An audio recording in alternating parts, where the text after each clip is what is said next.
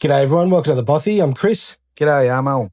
We get a lot of questions and comments on preference voting, how to vote, why don't people understand? So we just thought we'd do a really quick little video today and try and explain how to vote when it comes to the election in Victoria. I'll be the first to put my hand up. I never knew how. I didn't know about the preference thing. I thought if it's Labour and they're saying that's our preference, that's just automatically what I thought the preference went to. I didn't. Yeah. I've only been voting seriously for the last couple of years, so I just went tick, tick, tick. Yeah. So we'll wander through the 3 ways that you can vote today and hopefully it'll clarify for you. So when it comes to voting in Victoria, you place a vote in the ballot box for the lower house and the upper house. They can be filled in a number of ways. The first way is you have your name ticked off, then you go into the booth, you do nothing at all, you fold the paper up and you go and put them in the ballots. You got ticked off, so you voted, but there's no vote. Yep. A lot of people comment that that's what they do. Yeah. I don't really agree with that because you want to try and have a say, right? Yeah, it seems like a bit of a waste. I hope those aren't the people going, you voted for Labor. Well, they don't even because half these people didn't bloody vote. So when it comes to the other 2 ways, which is where you fill in your ballot paper, here's a short video to help you understand how to vote, and then we'll have a quick chat about it and why it's important to vote the way that they've described in the lower and upper houses. Voting is simpler than you'd think. When you vote in a state election, you're voting for who you want to represent you in the 2 houses of the state parliament. There's the Legislative Assembly, known as the lower house. The party or parties that win the majority of seats in the lower house forms a government. And the Legislative Council, known as the upper house. The lower house ballot paper is the smaller of the 2 ballots issued to you. To vote, put the number 1 in the box next to the candidate you most want to see elected. Then number all the other boxes in order of your choice. Number every box and only use each number once. Okay, so that's lower house. That's simple. So number every box from 1 onwards, with 1 being the party you want to lead the government, through to the highest number being the party you would least like to lead. So all we would say, mate, is choose your order carefully because when you get handed those how to vote cards, they're just a guide. Yeah. If you put 1 as, let's say you vote for the Bothy party, we're running and you voted 1 Bothy, and then we get knocked out because we'd be knocked out in the first round, then whoever you vote for as number 2 gets your vote. So if you're just voting along those how to vote cards, those preferences will end up going to where those parties want you to send them. So do some research and pick who you want to get in if your number 1 preference doesn't get in. And whoever you don't want to get in, they go last. Yep. It's a very hard decision. It's actually harder to make that choice. Yeah. I mean, do you put Greens or do you put Labour at the very bottom? Or Animal Justice Party? Or they're not necessarily. They won't be on that. They won't be on that one. They might be in some seats. It's a really tough one, mate. It's the one you like the least. We know who our candidate is. But unfortunately, probably from number 4 down to number 8, they're probably all giving their preference to bloody Labour anyway. Yeah, exactly right. So just get those first few right and then go from there.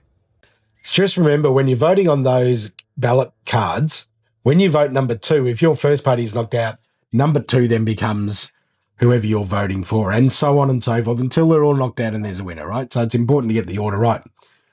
Your preferences, you don't have to follow the how to vote cards. You're free to choose your own preferences and they will count as per your vote. Will we have a look at the upper house? Yep.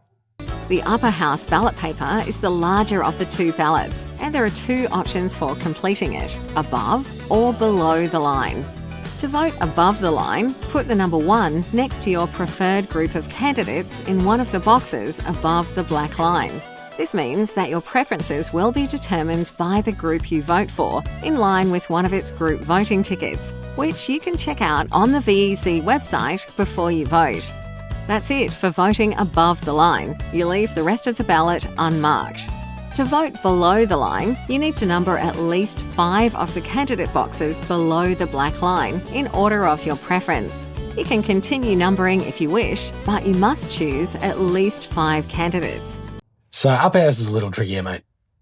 If you vote above the line, you lose control of where your preferences go, right? They will go to, the preferences will go to whoever you voted for's nominated choice.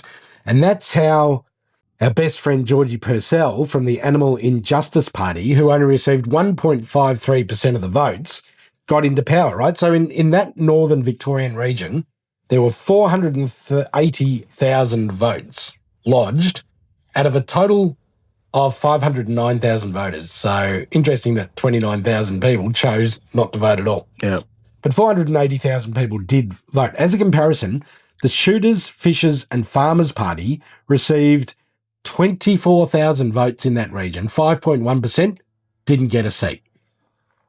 The Greens received 31,000 votes, 6.8%. Yep, more than 4 times what Georgie Purcell got. Didn't get a seat. She got a seat because she's done a deal with the devil, got the Labor preferences, and she's effectively another Labor voter. So you need to be, if you're only putting one above the line, you need to know that the preferences are going there. So the Animal Justice Party represented a guaranteed vote for the Labor Party in the upper house due to them being a subservient, biddable doormat for the Labor overlords. Exactly what they are. Yeah, exactly right. If you vote below the line, you have a choice of at least 5 preferences, the first 5, but you can continue to list as many as you like. I think there's 32 or something there that you can pick, or maybe more. This would be our suggestion, as it's the only way you can guarantee that your vote will go to where you want it to. So please vote below the line, do 1 to 5 at least. We're not telling you who to vote for. We're just asking you to vote that way because that gives the best chance to everyone to get in, and it stops these legalised cannabis and animal injustice parties getting a crack at power, mate, because at the moment they control the upper house. So as mentioned, you can go to www.vec.vic.gov.au and download the group voting tickets to see exactly where the preferences will be distributed to. You'll be able to do that as we get closer to the election and those preferences are distributed. And you'll know you're not giving a vote to someone that's going to end up giving their preference to Labour or Greens. Correct. And this is the only state left in Australia that does it this way. Every other state does it a little differently. So it's important to have balance in the two houses. In the perfect world, you'd have one power in the lower and a balance or a split of power in the upper. So if one party controls each house, as is currently the state, then it allows them to pass legislation that may not be in the best interests of you and I. If other parties are able to join together to vote in the upper house, they can still stall legislation and have amendment made that they believe are fairer to people like you and I. And this is critical to our democratic way of voting. We want checks and balances in as many areas as possible. Oh, I mean, you just need to look at and see what happened to America. I mean, he got power in both. He can do whatever he likes. And it's just running. He's run a riot. Yep. So presently, the Victorian Legislative Council is made up of the following. There's 15 Labor seats, 14 Coalition seats, 4 Greens, 2 legalised cannabis, 1 Animal Injustice Party, 1 Shooters, Fishers and Farmers, 1 One Nation and 1 Independent. So generally what happens here is the Coalition, the Shooters, Fishers and Farmers, One Nation and the Independent form an alliance, but the Labor, the Greens, legalised cannabis and the Animal Injustice Party also form an alliance, and that gives them a 22 to 18 majority. Yep. So it doesn't matter what Labor puts forward. There's no checks and balances because legalised cannabis and animal injustice have sold their soul to the devil.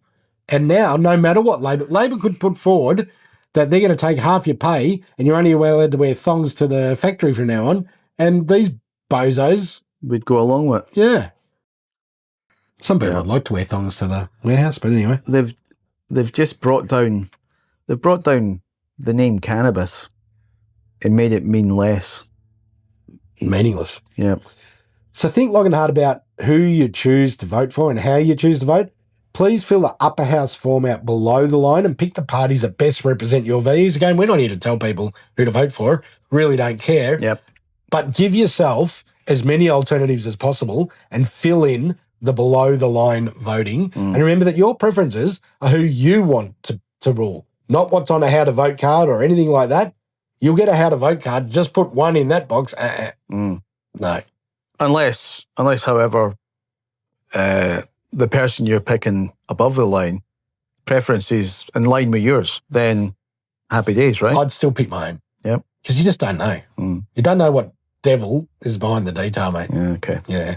I would pick mine. Yep. So anyway, let us know what you think. If you want a bit more detail, there's a couple of videos out at the moment.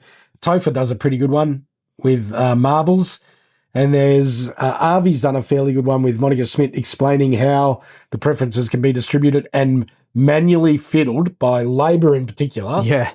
Some of what they said is a little hairy-fairy for me, but most of it's bang on the money. So have a look at that as well, and that'll give you a good idea of the tricks that are played behind the scenes. Yeah. Yeah. Deviant bastards. Exactly right. Yeah. Let us know what you think, everyone. Thanks, guys. See you later. See ya.